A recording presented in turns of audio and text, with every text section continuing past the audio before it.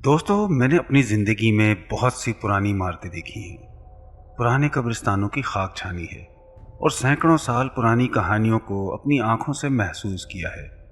مگر جو کچھ میرے ساتھ اس سمندر کے کنارے بس ایک خاموش سے قصبے میں ہوا، اس کے بعد میں نے سمجھ لیا کہ کچھ کہانیاں صرف تاریخ کی کتابوں میں نہیں ہوتی، بلکہ وہ زندہ ہوتی ہیں۔ اس رات جب میں نے قبرستان کے ٹوٹے ہوئے شادی کے محراب کے نیچے ایک دلہن کو کھڑے دیکھا تو مجھے لگا شاید یہ میری آنکھوں کا دھوکہ ہے، لیکن اگلے چند دنوں میں مجھے یہ احساس ہوا کہ وہ عورت مجھے دیکھ نہیں رہی تھی بلکہ میرا انتظار کر رہی تھی۔ یہ واقعہ چند سال پہلے کا ہے، جب میں یونیورسٹی میں آرکیٹیکچر کا طالب علم تھا۔ میرا نام زاہد ہے اور میں پرانی یورپی طرز کی عمارتوں پر ریسرچ کر رہا تھا۔ اسی سلسلے میں مجھے ایک چھوٹے سے ساحلی قصبے سانتوریو جانا پڑا۔ یہ جگہ سمندر کے کنارے ایک پہاڑی ڈھلان پر آباد تھی۔ سفید دیواروں والے چھوٹے چھوٹے گھر، تنگ گلیاں اور ہر گھنٹے بجنے والے چرچ کی گھنٹی۔ دن کے وقت یہ قصبہ کسی خوبصورت پینٹنگ جیسا لگتا تھا، مگر شام ہوتے ہی یہاں کا ماحول بدل جاتا تھا۔ سورج غروب ہونے لگتا تو لوگ جلدی جلدی اپنے گھروں کے دروازے بند کر لیتے اور گلیاں اچانک خالی ہو جاتی۔ صرف سمندر سے آنے والی ٹھنڈی ہوا اور دور کہیں چرچ کی گھنٹی کی آواز سنائی دیتی تھی۔ میں ایک پرانے گیسٹ ہاؤس میں ٹھہرا ہوا تھا، جس کا مالک ایک بوڑھا آدمی دانیال تھا۔ وہ زیادہ باتیں نہیں کرتا تھا، بس ہر صبح میرے دروازے کے باہر چائے رکھ دیتا اور خاموشی سے واپس چلا جاتا۔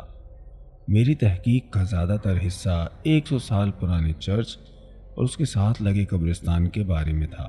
ایک شام میں تصویریں لینے کے لیے وہاں گیا۔ سورج ڈوبنے والا تھا اور قبرستان کے اندر عجیب سی خاموشی پھیلی ہوئی تھی۔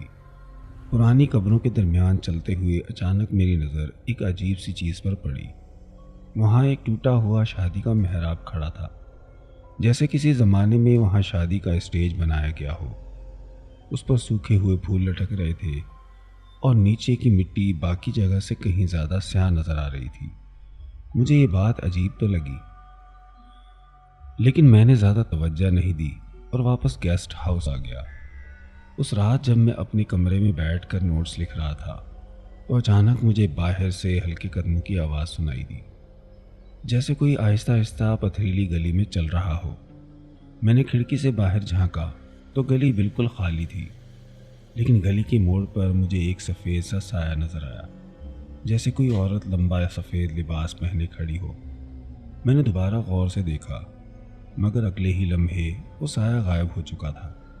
میں نے خود کو سمجھایا کہ شاید کوئی سیاہ ہوگا، لیکن اگلی رات پھر ویسی ہی آواز آئی۔ اس بار میں نے کھڑکی کھولی تو ٹھنڈی ہوا کا ایک تیز جھونکا اندر آیا۔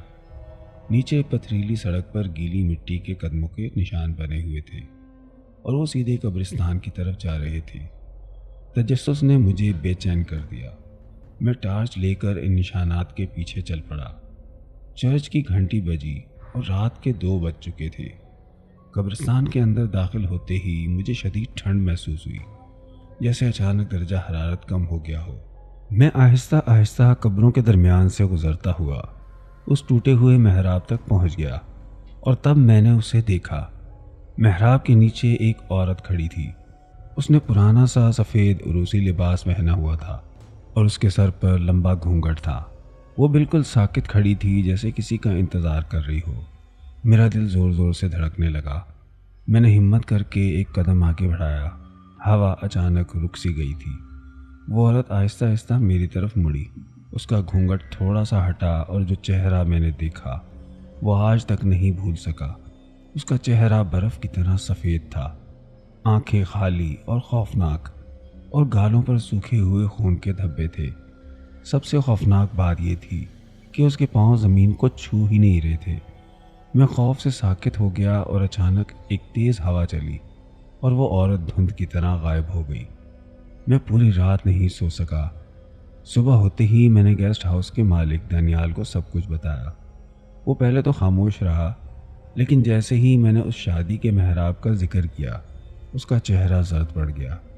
پھر اس نے آہستہ سے آواز میں کہا، تم نے اسے دیکھ لیا ہے۔ اس نے مجھے ایک پرانی کہانی سنائی۔ तकरीबन 1892 में इस कस्बे में एक शादी होने वाली थी। दुल्हन का नाम एलिना था और दुल्हा मार्को। चर्च में मुरम्मत चल रही थी, इसलिए शादी का स्टेज कब्रिस्तान के पास बना दिया गया। लेकिन शादी की रात मार्को कभी नहीं आया। बाद में पता चला कि वो किसी और औरत के साथ भाग गया था।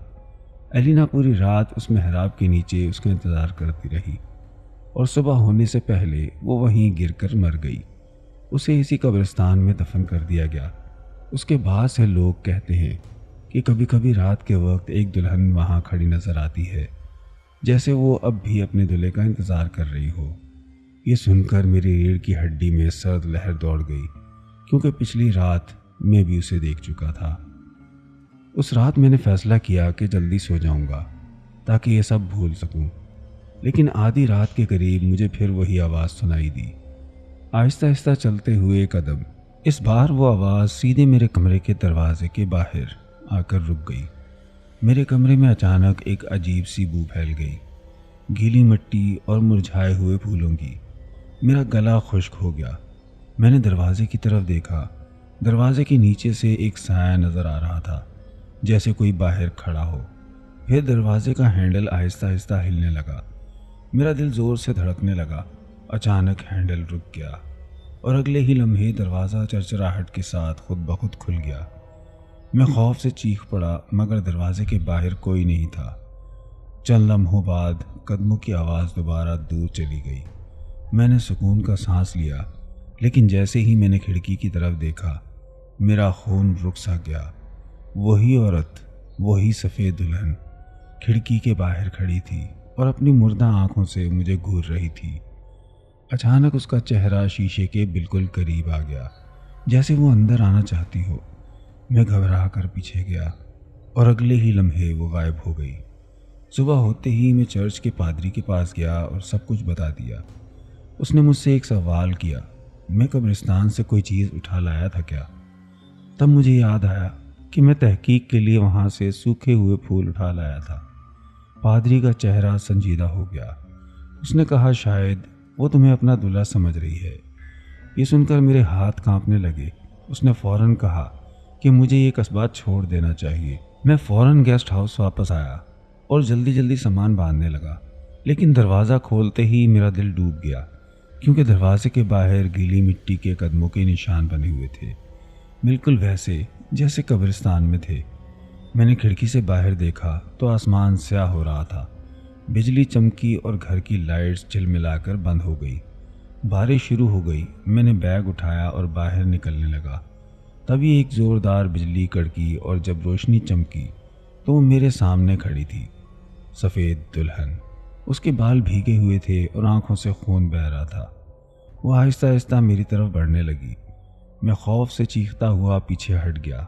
उसी वक्त बूढ़ा दानियाल गेस्ट हाउस पहुंचा। उसने खिड़की से अंदर देखा तो मैं खौफ से चीख रहा था और मेरे सामने वो औरत खड़ी थी। वो भागता हुआ अंदर आया, लेकिन जब वो मेरे कमरे तक पहुंचा तो मैं वहाँ नहीं था। चंद घंटों बाद मेरा जिस्म कब्रिस्तान में मिला, उसी टूटे हुए शादी के मेहराब के नीचे, गीली मिट्टी में दबा हुआ। लोगों ने कहा कि शायद उस दुल्हन की रूह ने आखिरकार अपना दूल्हा पा लिया था। लेकिन उस कस्बे के लोग आज भी कहते हैं कि कभी कभी रात के 2 बजे कब्रिस्तान के पास 2 मुख्तलिफ कदमों की आवाज़ सुनाई देती है, एक मर्द के कदम और उसके साथ एक दुल्हन के हल्के कदम, जैसे वो अब भी अंधेरे में एक साथ कहीं जा रहे हैं।